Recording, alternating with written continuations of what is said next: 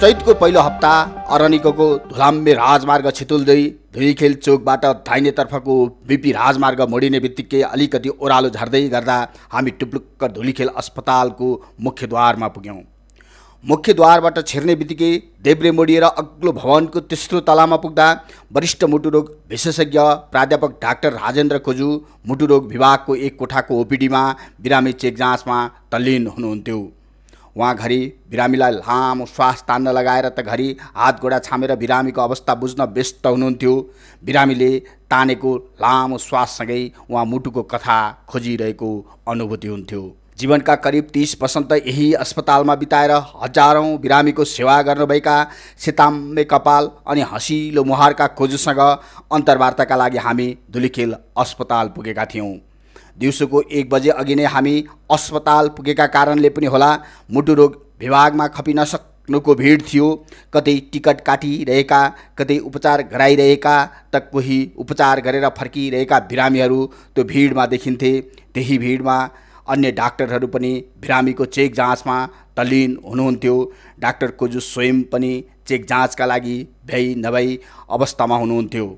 उहाँ घरि ECG eco गर्ने कोठातिर छिर्नुहुन्थ्यो र बिरामीको अवस्था हेरेर आफै उपचारमा खट्नुहुन्थ्यो। आफ्नो टिमले नभ्याएका बेला उहाँ घरि उभिएरै पनि उपचारका लागि आएकाहरूसँग भलाकुसारी गर्नुहुन्थ्यो। बिरामीहरूको मुहारमा पनि डाक्टर कोजुलाई भेटेपछि, मन्दिरमा पुगेपछि र भगवानको दर्शन गरेपछि प्राप्त गरेको खुसी छरिएको जस्तो अनुभूति देखिन्थ्यो।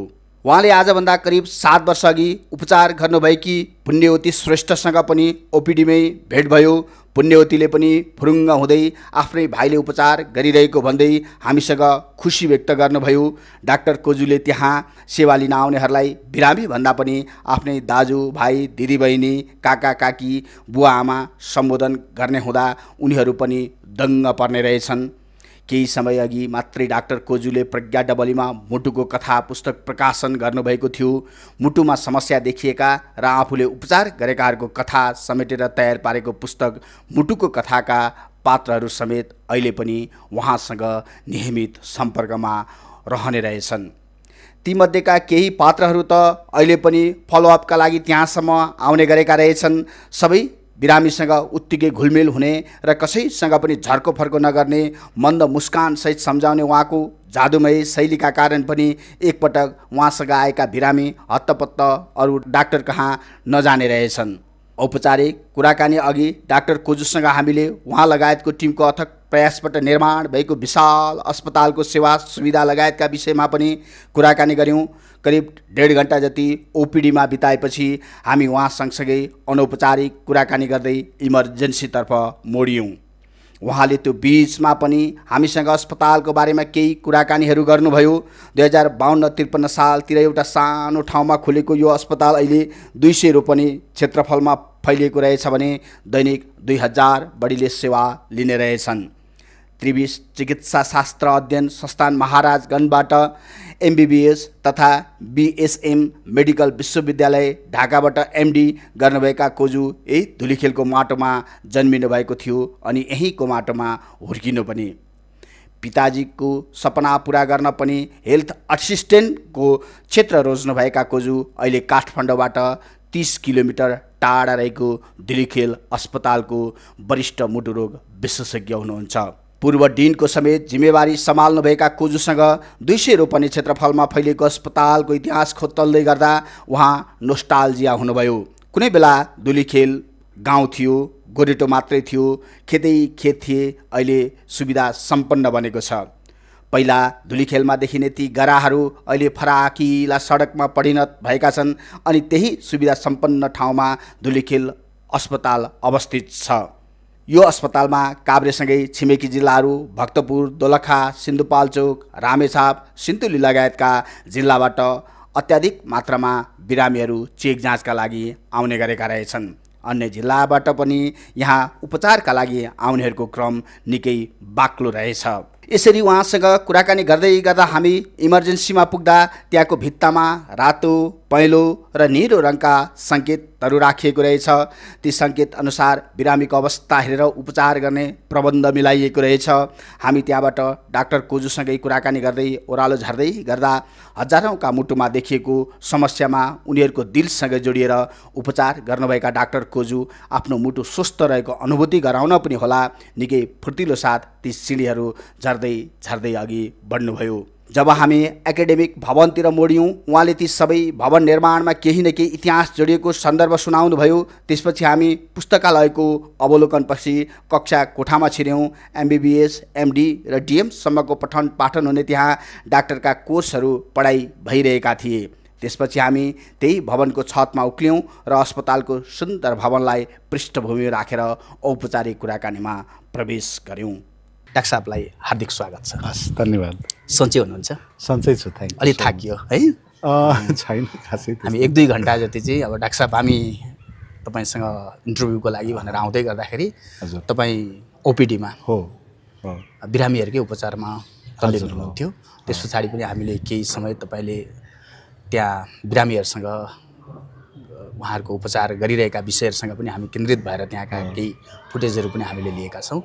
र यो सँगसँगै हामीले केही समय यहाँ तपाईँहरूको धुलीखेल हस्पिटल पनि अलिअलि भ्रमण गऱ्यौँ। र यसपछि हामी तपाईँसँग कुराकानी गर्दैछौँ। म विषयवस्तुको उठान चाहिँ यहीँबाट सुरुवात गरौँ जस्तो लाग्यो। तपाईँको बाल्यकाल हजुर कहाँ र कसरी बित्यो, यहाँबाट सुरुवात गरौँ कि जस्तो? म यो धुलीखेलमै जन्मेको हो। मेरो बाल्यकाल यहाँ धुलीखेलमै बित्यो। मैले प्राथमिक शिक्षादेखि लिएर माध्यमिक शिक्षासम्म यहीँ प्राप्त गरेँ। यहीँको धुलो माटोमै हुर्केँ। यही धुलो माटोमा हुर्केँ म। 6 वर्षको उमेरमा मैले प्राथमिक शिक्षामा 2 क्लासबाट सुरु गरेको। त्योभन्दा अगाडि मैले घरमै दिदी दाईहरूसँग पढेँ। अलि तपाईँ परिवारमा ट्यालेन्ट पनि हुनुहुन्थ्यो र एकैचोटि कक्षा बढुवा गरेर तपाईँले 2मा पढ्नुभयो भन्ने पनि मैले कति गरेको थिएँ हो। अब सायद म कान्छो छोरा भएर होला, मलाई अलिक ढिलो स्कुल पठाएर हो कि। म करिब 6 पुग्न लागेको बेलामा स्कुलमा जाँदाखेरि मलाई जुन कक्षाको लागि लगिया थियो त्यो कक्षाको पाठहरू मैले पढेको देखेर प्रधानाध्यापकले होइन 2 क्लासमै राखिदिनु भनेर भन्नुभयो हुनाले मैले चाहिँ त्यति बेलाको 1 क्लास र अझ आधा क्लास भन्ने हुन्थ्यो, अहिलेको जस्तो नर्सरी केजी होइन, त्यो दुवै कुराहरू पढ्नु परेन, एकैपल्ट 2 क्लासमा पढेँ। 2 र 3 एउटा प्राविमा पढिसकेपछि त्यसपछि 4 देखि मैले माध्यमिक सञ्जीवनी माध्यमिक विद्यालयमा पढेँ यहाँ। र त्यही स्कुलबाट राम्रो अङ्क प्राप्त गरेर पास गरेँ। त्यति बेलाको गोल्ड मेडल पनि स्कुलले दिने गर्थ्यो शिक्षा मन्त्रीज्यूको हातबाट। अनि त्यहाँबाट अब बोर्डमा आएको होइन, प्रथम श्रेणीको प्रथममा भएको हो। त्यसरी चाहिँ मैले त्यहाँबाट पास गरिसकेपछि बाल्यकाल यही बितेको, यही धुलो माटोमा एकदम रमाइलो लाग्छ। धुलीखेल नै हो मेरो जन्मभूमि पनि र कर्मभूमि पनि यही रह्यो। मलाई आज अलिकति एउटा रमाइलो प्रसङ्ग जोड्न मन लाग्यो। काठमाडौँबाट करिब 30 किलोमिटरको दूरीमा छ धुलीखेल हस्पिटल। तपाईँ यही धुलो माटोमा हुर्किनु भयो। आज हामी डाक्टर साहबसँग कुराकानी गर्ने भनेर आउँदै गर्दाखेरि यो धुलीखेल हस्पिटलबाट अलिकति नजिकैबाट काठमाडौँसम्म जोड्नका लागि, अझ भनौँ भक्तपुरसम्म जोड्नका लागि 6 लेन को बाटो बनिरहेछ होइन, जहाँ कुनै बेला यी ठुला भवनहरू थिएनन् होइन, ठुला फराकिला बाटाहरू थिएनन् भनेपछि काठमाडौँ तपाईँहरूका लागि निकै टाढा बन्थ्यो, टाढा थियो होइन। अब अहिले काठमाडौँ नजिकै छ।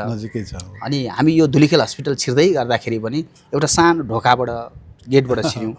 अनि हामी त साँच्चै धुलीखेल हस्पिटल सानै होला भन्ने लागेको थियो, तर यो विशाल 200 रोपनी, मलाई जानकारी भएसम्म 200 रोपनी क्षेत्रफलमा फैलिएको विशाल हस्पिटल रहेछ। यो हस्पिटलसम्म तपाईँका आउँदाका आरोह अवरोहहरू, जहाँ तपाईँको मैले सुनेसम्म त तपाईँको पिताजीले मेरो छोरो हेल्थ असिस्टेन्ट बनोस् भन्ने खालको परिकल्पना गर्नुभएको थियो रे। पछि तपाईँ यही हस्पिटलमा, त्यसमा पनि मुटु रोग विशेषज्ञ भएर काम गर्दै गर्दाखेरि अलिकति पिताजीलाई कसरी सम्झिनुहुन्छ र त्यो तपाईँको आरोह अवरोहहरूलाई कसरी तपाईँले व्याख्या गर्नुहुन्छ? अब मेरो पिताजी चाहिँ धेरै जसो समय घरमा हुनुहुँदैन थियो। मलाई स्कुलमा पढाउने लेखाउने अब आमा नै हुनुहुन्थ्यो। अनि त्यसपछि दाई दिदीहरूको गाइडेन्समा हुर्काइ बढाइ भयो।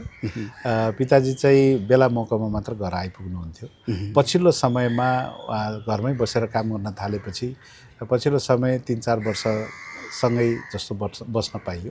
त्योभन्दा अगाडि धेरै यसो बाहिरै हुनुहुन्थ्यो कामको सिलसिलामा। अनि त्यो बेलामा अब फेरि बिरामी हुनुभयो उहाँ र उहाँको बिरामी त्यति बेला त हामीलाई के थाहा हुनु र, खुट्टा सुन्निने, पिसाब राम्रो नहुने, फुस्रो हुने, रगत कम हुने, यस्तै कुराहरू भइराख्नुहुन्थ्यो। अनि त्यो भइराखेर वीर अस्पतालमा उपचार गराइराखेको हुन्थ्यो र घरमै आफ्नै अब धामी झाँक्रीको उपचार पनि सुरु हुन्थ्यो। त्यति बेला अस्पताल धेरै थिएन नै। अनि त्यस्तै ताका मैले एसएलसी राम्रो पास गरिसकेपछि बुवाले मलाई चाहिँ हेल्थ असिस्टेन्ट नै पढ्नु भनेर भन्नुभएको थियो। त्यो किन पनि भन्नुभयो जस्तो लाग्छ भने अहिले मैले पछाडि फर्केर हेर्दा उहाँको स्वास्थ्यलाई पनि गाह्रो, अनि त्यो भएर स्वास्थ्यकर्मी भयो भने सजिलो हुन्छ जस्तो लाग्यो होला। दोस्रो कुरा उहाँलाई आफ्नै भविष्य पनि उहाँले क्लियर देख्नु भएन हैन, अब के हो भन्ने जस्तो भयो होला। त्यसकारण कान्छो छोरोले केही न केही गरेर खाओस् भन्दाखेरि स्वास्थ्य कार्यकर्ता भयो भने केही न केही काम त पाए नि त। अब हाम्रो आफ्नो पारिवारिक बिजनेस केही पनि थिएन, खेतीपाती पनि ठुलो कुरो केही पनि थिएन। त्यसैले गर्दाखेरि अब मेरो ठुलो दाइ चाहिँ जागिरमा हुनुहुन्थ्यो, ओभरसियर। माइलो दाइ भर्खर पढ्दै हुनुहुन्थ्यो। त्यसपछि मलाई स्वास्थ्य कार्यकर्ता भयो भनेदेखि चाहिँ काम पाइहाल्छ अनि छोराको भविष्य ठिक हुन्छ भन्ने देख्नुभयो जस्तो लाग्छ। र सबैभन्दा ठुलो कुरो सेवा, अब उहाँलाई जुन समस्या परेको थियो त्यो सेवा चाहिँ अरूलाई पनि अब उहाँ मार्फत अरूलाई पनि दिन सक्छ। मेरो परिवारको एउटा कान्छो छोरोले गरोस् भन्ने पिताजीको सदिच्छा थियो। त्यस कारणले गर्दाखेरि मैले स्वास्थ्यमा पढ्न पुगेँ। मैले खासै भन्यो भनेदेखि एसएलसी पछि स्वास्थ्य यो हेल्थ असिस्टेन्ट पढुन्जेल पनि एमबिबिएस पढेर डक्टर हुन्छु भन्ने त्यति टाढा देखेको थिएन। अनि मलाई चाहिँ सेवा गर्नुपर्छ भन्ने भावना चाहिँ हेल्थ असिस्टेन्ट पढिसक्न साथै बुवा पनि बित्नुभयो हैन, पढ्दा बित्नुभयो। त्यसपछि म गाउँमा ग्रामीण भेगमा भएर काम गर्न थालेपछि अनि त्यसपछि चाहिँ एकदमै अलिकति म यही सन्दर्भ जोड्न चाहन्छु। काठमाडौँको नेवार समुदाय भनेको यो 4 भन्दा बाहिर जाँदैन भन्ने खालको भाष्य निर्माण भइरहेको बेला त्यो बेला चाहिँ तपाईँ हेल्थ असिस्टेन्टको जागिर खानका लागि बागलुङका गाउँ बस्तीहरूमा गएर त्यहाँ सेवा गर्नुभयो भन्ने मैले अलिकति तपाईँको बारेमा खोजनीति गर्दाखेरि यस्तो पाएको थिएँ। हो, त्यो अलिकति त्यो विषय पनि जोडेर। सही कुरा हो, किनभने हो काठमाडौँको प्राय जसो नेवारहरू पनि होला जागिरमा बाहिर नजाने होला। म चाहिँ अलिकति बिचमा पनि पऱ्यो होला। काठमाडौँ ठ्याक्कै भ्यालीभित्रको नि परिनँ, धुलीखेलको परे 30 किलोमिटर टाढा। मेरो बाल्यकाल अथवा स्कुलको जीवनीमा कुनै आधुनिकताले छोएको थिएन खास भन्ने ग्रामीण परिवेशबाट नै म हुर्के बढेको हो। अनि त्यस कारणले मैले त्यो होस्टेलमा बसेर एचए पढ्ने बेलामा एन्थेसन पढ्ने बेलामा नि धेरै जसो साथीहरू दूर दराजबाट आउनेहरू पनि थिए र हामीले पढिसकेपछि चाहिँ हेल्थ असिस्टेन्टको काम गर्नको लागि विभिन्न साथीहरू विभिन्न ठाउँमा पुगे। त्यस्तै क्रममा म चाहिँ बागलुङमा पुगेँ। अनि त्यो ग्रामीण भेगमा यति दुर्गम त मैले देखेको थिएन।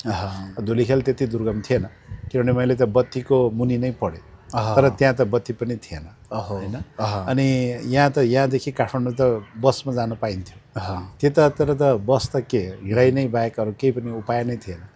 म लगभग हिँडेरै मैले चाहिँ धेरै बागलुङ जिल्लाका आदि उदी जिल्ला चाहिँ हिँडेरै भ्याएँ, किनभने त्यो ग्रामीण भेगमा गएर स्वास्थ्य सेवा दिनु थियो र त्यो दिने क्रममा म धेरै ठाउँमा हिँडेर पुगेँ। अनि त्यो ठाउँमा जहाँ चाहिँ यो सञ्चारका कुराहरू केही पनि थिएन, अनि यो के अरे ट्रान्सपोर्टको कुरै पनि थिएन जाने ठाउँ, अनि खानेकुराहरू पुरा थिएन हैन, बत्ती थिएन। त्यस्तो ठाउँमा पनि मान्छेहरू बसिराखेका ठाउँमा स्वास्थ्यको समस्या अझ उल्झन थियो। त्यस्तो स्वास्थ्य समस्याहरूलाई सेवा पुर्याउन जाँदाखेरि त्यो म भित्र गढे जस्तो लाग्छ। त्यसैले मैले चाहिँ आफ्नै गाउँठाउँमा गर्नुपर्छ र अझ ग्रामीण भेगका मान्छेहरूलाई गर्नुपर्छ भन्ने एउटा मलाई बिउ बस्या जस्तो लाग्छ। अनि त्यस पछाडि तपाईँले नेपालबाट त्रिभुवन टिचिङ हस्पिटलबाट हैन महाराजगञ्जबाट एमबिबिएस गर्नुभयो, ढाकाबाट बङ्गलादेशबाट एमडी गर्नुभयो। अनि त्यस पछाडि तपाईँ फर्किएर अघि तपाईँले भने जस्तै आफ्नै गाउँ ठाउँ सेवा गर्न भनेर आफ्नै थात्थलो धुलीखेल फर्किनुभयो। त्यति बेला तपाईँ त्यो डाक्टर भएर डाक्टरको सर्टिफिकेट लिएर यो आफ्नै गाउँमा फर्किँदै गर्दाखेरि पिताजीलाई चाहिँ कसरी सम्झिनु भएको थियो तपाईँले? अब म हेल्थ असिस्टेन्ट बसेर पढेर काम गर्दाखेरि सम्झिँदाखेरिको क्षण पनि एकदमै भित्रदेखि कस्तो फिलिङ हुने खालको छ। किनभने म एचए भएर काम गरेर आमालाई अब आफूले पहिला कमाएको केही पैसा आमालाई दिँदाखेरि आमाले सम्झेका क्षणहरू, किनभने आर्थिक अवस्था त त्यो बेला पनि त्यति राम्रो सुदृढ त थिएन नै हैन। त्यति बेला पनि थियो भने पछि एमबिबिएस पढ्न पाएँ एमबिबिएस पढिसक्दाखेरि म धुलीखेल आइरहन्थेँ जहिले पनि आइराख्दाखेरि एक खालको अब आमा घरमा हुनुहुन्थ्यो दाइहरू आफ्नो आफ्नो ठाउँमा काम गर्दै हुनुहुन्थ्यो भाउजू हुनुहुन्थ्यो तर आइराख्दाखेरि जहिले पनि अब बुवाको महसुस के अरे अभावको महसुस त हुन्थ्यो नै भए तापनि अब आफ्नो कर्म गरिराख्नु पर्यो पढ्दै गरेँ र पढिसक्न साथै मैले 1 वर्ष चाहिँ महाराजगञ्जमै काम गरेँ टिचिङ हस्पिटलमा अनि त्यो काम गर्दै गर्दाखेरि यता डाक्टर रामकण्ठ माकजु चाहिँ मभन्दा सिनियर डाक्टर हुनुहुन्थ्यो उहाँ सर्जन हो उहाँले भियेनामा पढ्नु भएको थियो उहाँ चाहिँ त्यस्तै आफ्नो ठाउँमा आएर गरिराख्नुहुने र यहाँको तत्कालीन मेयर बेलप्रसाद श्रेष्ठ र उहाँहरू दुईजनाको सरसल्लाहमा र यहाँको सबै यहाँ धुलीखेलवासीको एकदमै समाजसेवीहरू सबैजना बसेर यही अस्पताल खोल्ने क्रम जारी थियो अनि त्यो क्रम चाहिँ म चाहिँ उहाँहरूभन्दा सानो भएको हुनाले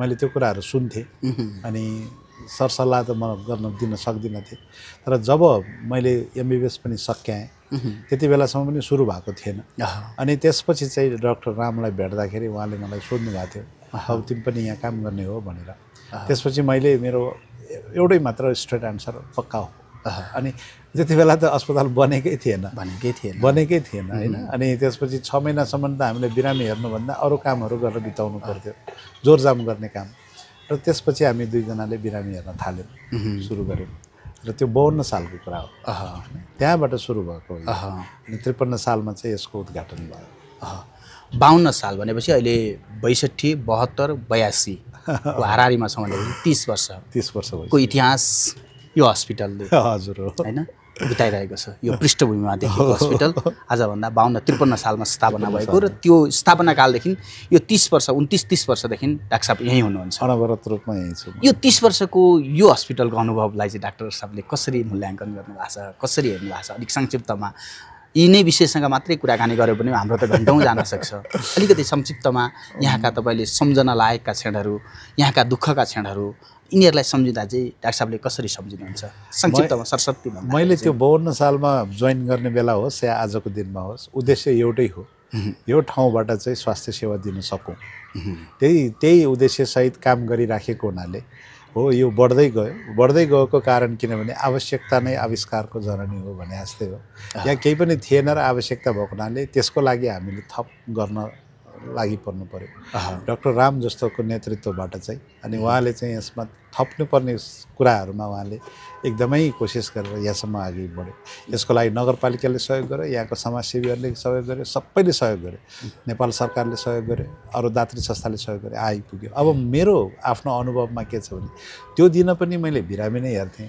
आजको दिनमा पनि म बिरामी नै हेरिरहेको छु र बिचमा मेरा कार्यभारहरू अरू पनि आयो होला प्रशासनिक कार्यभारदेखि लिएर अरू कार्यभार दिनको रूपमा पनि जिम्मेवारी सम्हाले धेरै मेडिकल प्रोग्रामहरू चलाएँ मेरो पालोमा धेरै सुरु पनि भयो र विस्तार पनि भयो र सुदृढीकरण पनि भयो र सँगसँगै बिरामी हेर्ने क्रम चाहिँ मैले छोडेको छैन र भविष्यमा पनि छोड्दिनँ होला किनभने मेरो यो प्रोफेसन नै बिरामीको लागि हो भन्ने कुरामा मान्यता राख्छु त्यसपछि अरू कार्यभार पनि मैले सम्हाल्नुपर्छ अस्पताल विकास गर्नको लागि त्यो अनुसार गर्दै आएको छु र अहिले यहाँ काम गर्ने सम्पूर्ण साथीभाइहरूले चाहिँ यो कर्मभूमिलाई चाहिँ आफ्नै ठानेर एकदम राम्रोसँग कार्य गरिराखेको छ हरेक व्यक्ति यहाँ चिकित्सकको काम गर्ने होस् अथवा नर्सको काम गर्ने प्रशासनमा काम गर्ने होस् अथवा स्वास्थ्य कार्यकर्ता जोसुकै व्यक्तिले यहाँ हरेक व्यक्तिले चाहिँ यो अस्पताललाई आफ्नो सम्झेर काम गरे हुनाले यति छिटो यसले चाहिँ विस्तार भएको हो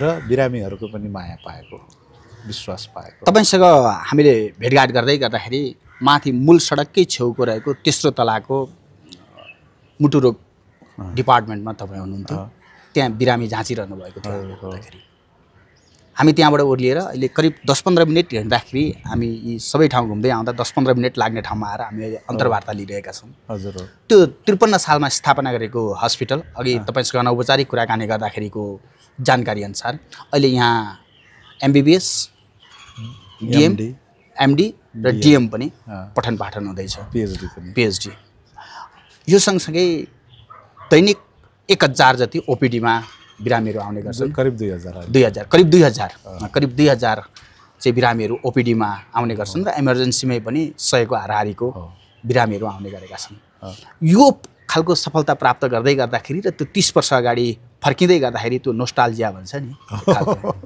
कस्तो हुन्छ अब गौरव महसुस हुन्छ तर सँगसँगै मैले अझ गर्नुपर्छ भन्ने एक खालको भावना पनि सँगसँगै रोमाञ्चित हुन्छ यसमा किनभने यो दुवै कुरा चाहिँ यो यसको प्रगति भनेको चाहिँ यसको उद्देश्य एकदम क्लियर भएको हुनाले त्यसको लागि गरिने कडा परिश्रम यसैको चाहिँ फल हो यो हैन अब उद्देश्य क्लियर छ सेवा दिनै पर्यो सेवा अस्पताल भनेपछि 24 घण्टा दिनुपर्छ र 24 घण्टा दिनको लागि खट्नु पर्यो खट्नको लागि खट्न सक्ने जमात तयारी गर्नुपर्छ यो सबै काम गरिराख्दाखेरि अनि यो चाहिँ बिस्तारै अब मान्छे 2 जनालाई विश्वास बढेपछि 4 जना आउँछ 4 जनालाई विश्वास बढेपछि 10 जना आउँछ त्यसरी बढ्दै गइसकेपछि जति सक्दो त्यति देऊ काम गरौँ भनेर एक थुकी सुकी सय थुकी नदिन त्यस्तै गरेर बढ्दै आएको हुनाले अहिले यसमा चाहिँ गौरवकै महसुस हुन्छ हैन खुसी लाग्छ हैन अझ बढी गर्नुपर्छ भन्ने चाहिँ एक खालको भित्रबाट चाहिँ मोटिभेसन पनि आउँछ अहिले अलिअलि रहलपहल विषयहरू रह्यो भने अरू विषयसँग पनि केन्द्रित होला अलिकति डाक्टर साहबसँग चाहिँ किताबका कुरा गरौँ भन्ने लागेको छ मलाई यतातिर प्रवेश गरौँ है कोही डाक्टर मात्रै हुन्छन् कोही लेखक मात्रै हुन्छन् है कोही प्रोफेसर मात्रै एकाडेमिक मात्रै हुन्छन् कोही डाक्टर मात्रै हुन्छन् तर डाक्टर साहबको चाहिँ एउटा यो भन्छ नि बहुप्रतिभा भनौँ अथवा के भनौँ मैले कता सुनेको थिएँ डाक्टर साहबले कुनै समय म छोरोसँग चाहिँ सङ्गीत भरेर होइन यो विषयहरू पनि म अहिले कुराकानी समय रह्यो भने गरौँला 30 वर्षभन्दा बढी समय यही डाक्टरी पेसामा रहनुभयो तिनै अनुभव तिनै पात्रहरूलाई उदिनेर अथवा तिनै पात्रहरूको फेरिमा घुमेर डाक्टर साहबको एउटा किताब निक्लियो केही समय अगाडि मलाई गौरव लाग्यो एउटा म अवसर पनि ठान्छु त्यो प्रज्ञा डबलीमा त्यहाँनेरि नाटकहरू पनि हुन्छन् राजनीतिज्ञहरूले भाषणहरू पनि गर्छन् तर त्यो दिनको दृश्य चाहिँ लगभग यस्तै खालको बेला थियो घाम पश्चिम दिशातिर ओह्रालो लाग्दै थिए त्यो बेलामा त्यो प्रज्ञा डबलीमा चाहिँ डाक्टर साहबको मुटुको कथा विमोचन हुँदै थियो अनि त्यही बेलादेखि नै मलाई डाक्टर साहबसँग अलिकति यो विषयसँग केन्द्रित भएर यी मुटुकै कथासँग केन्द्रित भएर कुराकानी गरौँ भन्ने पनि लागिरहेको थियो आज त्यो अवसर पनि मिल्यो मुटुको कथा जन्मियो चाहिँ कसरी मुटुको कथा जन्मिनुमा किनभने मैले जब मुटुको उपचार गर्थेँ र बिरामीहरूलाई चाहिने चाहिँ एउटा उपचार त भयो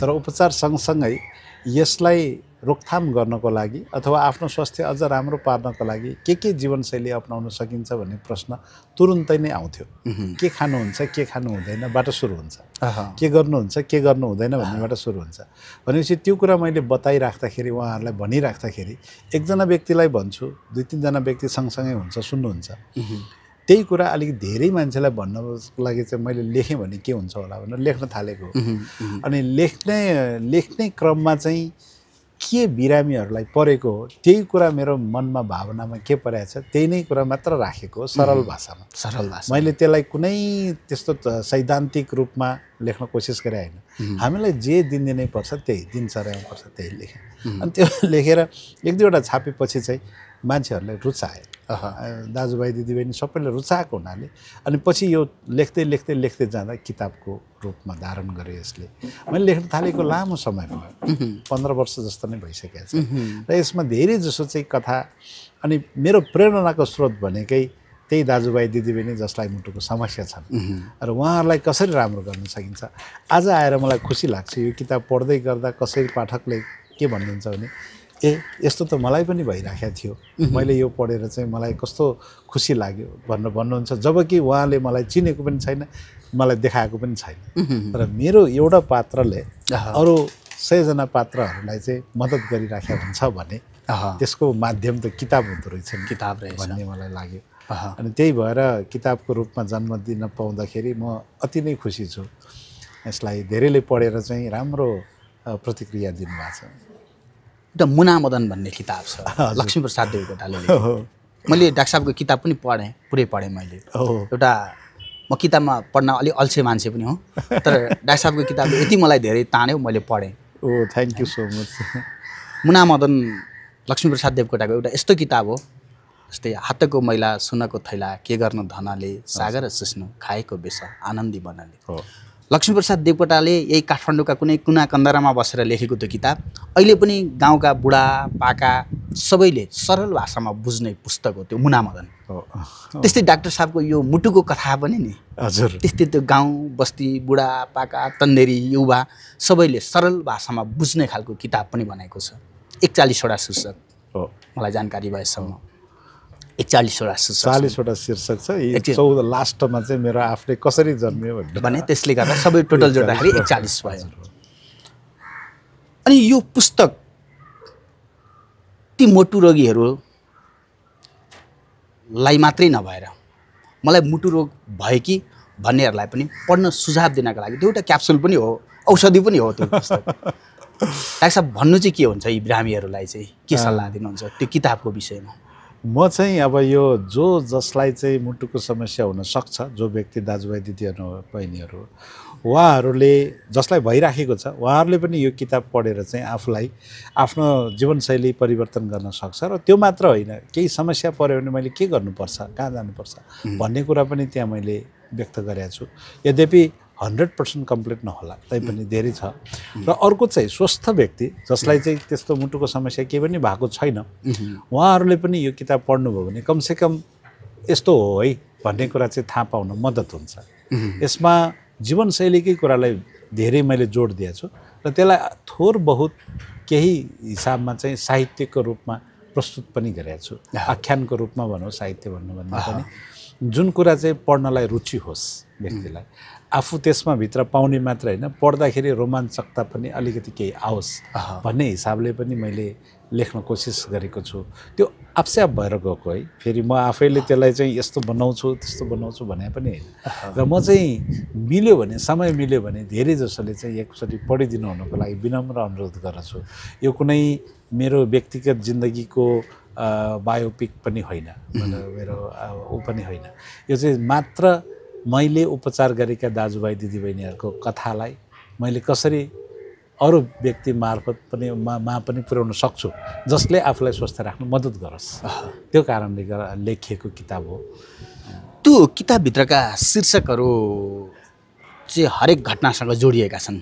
केही घटनाहरूको विषयमा अलिकति डाक्टर साहबले जहाँ पाठकहरूलाई, यो श्रोताहरूलाई, यी दर्शकहरूलाई पनि जहाँ अहिले यो हाम्रो अन्तर्वार्ता डाक्टर साहबको यी भनाइहरू सुन्दै गर्ने धेरै व्यक्तिहरू मुटु रोगी पनि हुन सक्छन्, उहाँहरूलाई पनि यो त्यो जुन सन्दर्भहरूको बारेमा चाहिँ डाक्टर साहबका पुस्तकका शीर्षक, मुटुको कथाका शीर्षकका केही विषयहरूलाई चाहिँ अलिकति ब्रिफिङ गर्दाखेरि चाहिँ कसरी सन्दर्भहरू कसरी जोडिए, के छन् थोरै? अब यसमा मुटुको रोग भन्न साथै अहिले एकदमै धेरै, यो त नम्बर 1 किलर भनेको सबैभन्दा धेरै मृत्युको कारण मुटुको रोग भन्ने त हामीसँग तथ्याङ्क जताततै छ।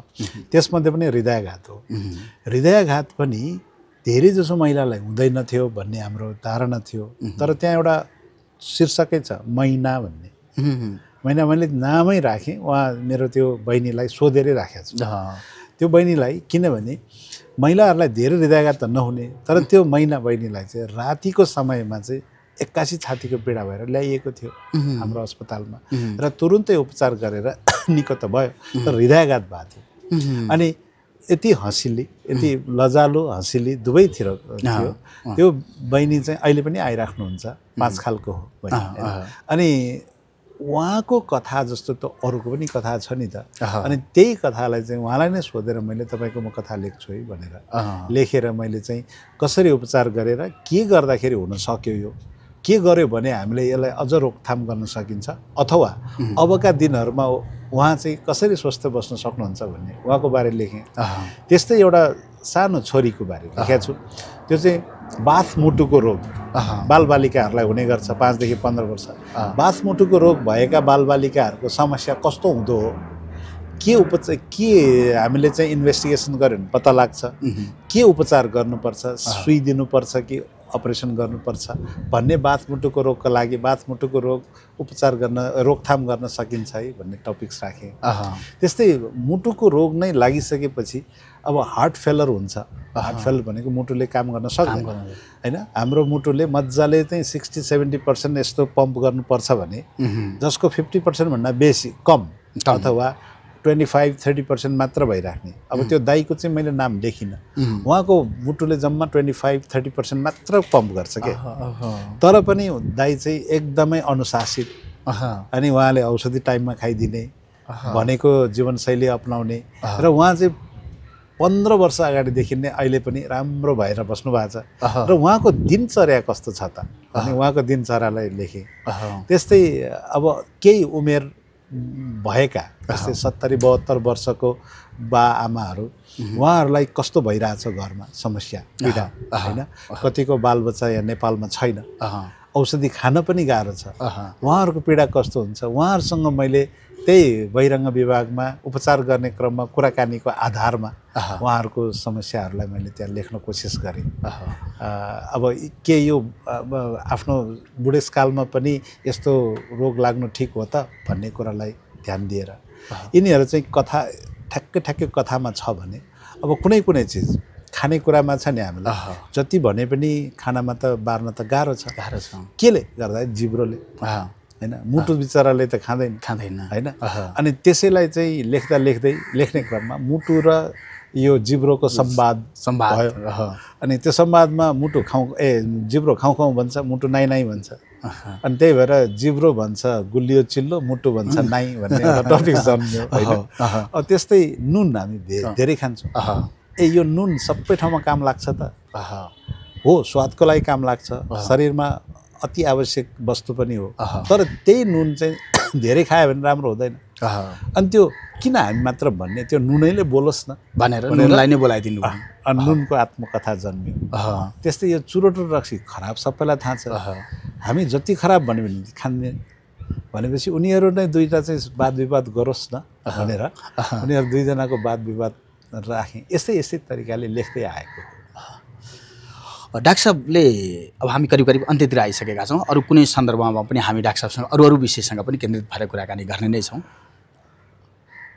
डाक्टर साहबसँग यसरी कुराकानी गर्दै गर्दाखेरि एउटा मुटु रोगीले डाक्टर साहबको यो अन्तर्वार्ता हेर्दै गर्दाखेरि चाहिँ ती मुटु रोगीहरूलाई यति नै मुटु रोग के हो, किन लाग्छ र के गर्नुपर्छ, यो किताब नपढेका पाठकहरूका लागि थोरै एकदम छोटो। अब एक त म मुटु रोग लागे पनि व्यक्तिलाई रोगी भन्न मलाई मन पर्दैन, एकदमै मन पर्दैन। जो कोही व्यक्ति मुटुमा समस्या भने रोगी नभनौँ भन्न थालेको छु मैले है। बिरामी पनि होइन, रोगी पनि होइन, स्वस्थ हो। मुटुमा कथम कदाचित समस्या मुटुको समस्या भयो होइन। अब त्यो समस्यालाई हामी उपचार गरौँ, नियन्त्रण गरौँ होइन। अब एउटा त्यस्तो समस्या भएका व्यक्तिहरू हुनुहुन्छ र नियन्त्रणमा राख्नुपर्छ। त्यो भनेको के हो भने नियमित रूपमा चेक जाँच गराउनु पर्यो, चिकित्सकले दिएको औषधिहरू नियमित सेवन गर्नु पर्यो, गर्ने हुने र गर्नु नहुने कुराहरू जे भनिएको छ त्यही कुरा गर्नु पर्यो। एकातिर छ भने जसलाई यस्तो रोग नै छैन, केही पनि समस्यै छैन भने त्यस्तो व्यक्तिहरूले पनि भविष्यमा यस्तो मुटुको रोग लाग्न सक्छ भन्ने हिसाबले आफ्नो दिनचर्या र जीवनशैलीलाई चाहिँ स्वस्थकर बनाउनु पर्यो।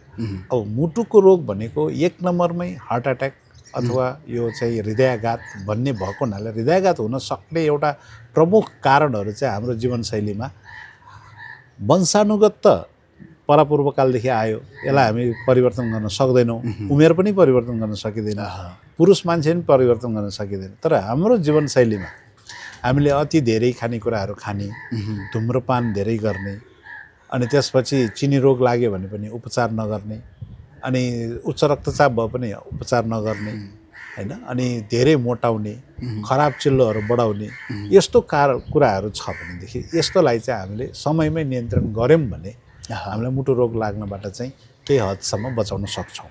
त्यही वंशानुगतको कारणले गर्दाखेरि कसैलाई यो कुनै कारण नभइकन पनि 81 हुन सक्ने आफ्नै ठाउँमा छ।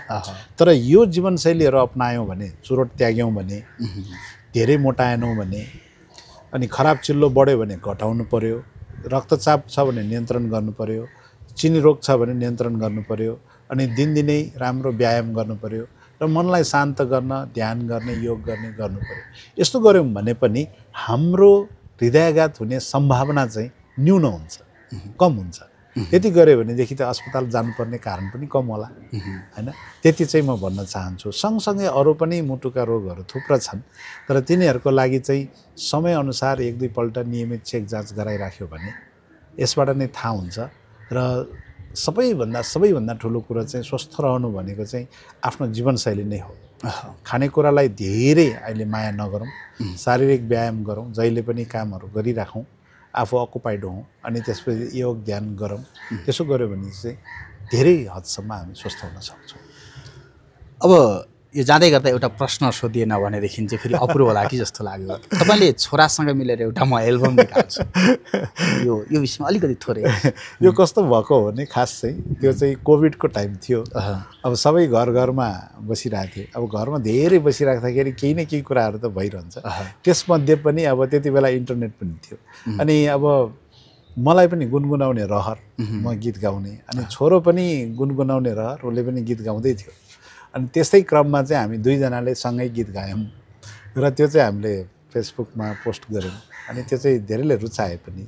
अनि सेतो पार्टीले हामीलाई बोलायो होइन, बाउ छोरा ड्युएट। त्यति बेला त्यही रमाइलो, मान्छेलाई इङ्गेज गर्ने पनि थियो क्यारा।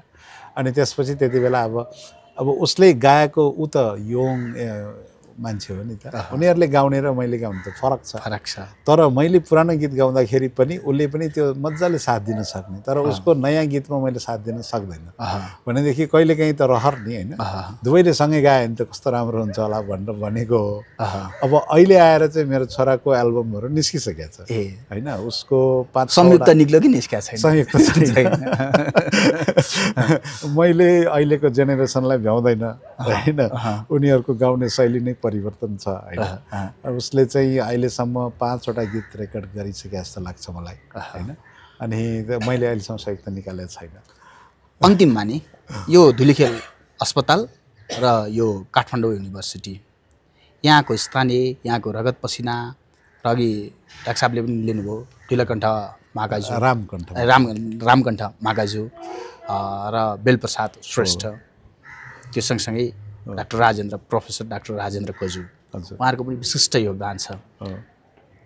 राज्य यो स्थानीय तहको एक खालको सहयोग भइरहेकै छ। राज्यसँग चाहिँ तपाईँ के अपेक्षा गर्नुभएको छ, अथवा राज्यले गरेको सहयोग ठिकै पुगिरहेछ कि अझै केही गर्नुपर्छ कि अझ यसलाई चाहिँ अझ वृद्धि विकास गर्नका लागि केही कमी कमजोरी छ कि, यो विषयमा चाहिँ थोरै अन्तिममा। राज्यले हामीलाई सहयोग र साथ नदिएको भए यति माथि आउने नै थिएन। यसमा एकदम सकारात्मक रूपमा भन्यो भने राज्यले हामीलाई धेरै ठुलो विश्वास गरेको छ, यसैको कारण हो हामी यति ठुलो भएको पनि। त्यो विश्वास र सहयोग गर्ने क्रममा छोटो सानोतिनो ऊ त भइ नै हाल्छ, तलमाथि भइ नै हाल्छ। हाम्रो एक्सपेक्टेसन धेरै हुन्छ, त्यो एक्सपेक्टेसन्स त्यहाँबाट मिट नहुन नि सक्छ सिस्टमबाट चल्ने। अब अहिलेकै सन्दर्भमा भन्यो भने हामीलाई समस्या भएको, बिमा सुरु गर्ने पहिलो अस्पतालमा यही अस्पताल पर्छ। बिमाले गर्दा, सरकारको बिमा नीतिले गर्दा नै अहिले लाखौँ मान्छेहरूको चाहिँ यो अस्पतालबाट सेवा भइरहेछ। सो त्यो त धेरै राम्रो कुरा हो, सेवाको त विस्तार त राम्रो भयो।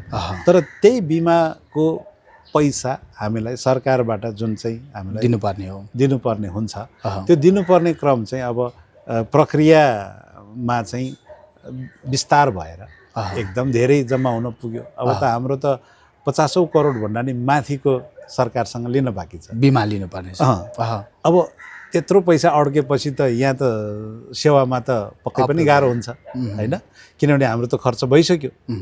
औषधिको रूपमा भए पनि, अपरेसनको रूपमा भए पनि, जाँच पडतालको रूपमा भए पनि, सबैमा हामीले त सेवा दिएर पठाइसक्यौँ। अब अहिले हामीले औषधि प्रोभाइड गर्नेलाई हामीले ऋणमा छ होइन, सरसामान ल्याएको ठाउँमा ऋणमा छ।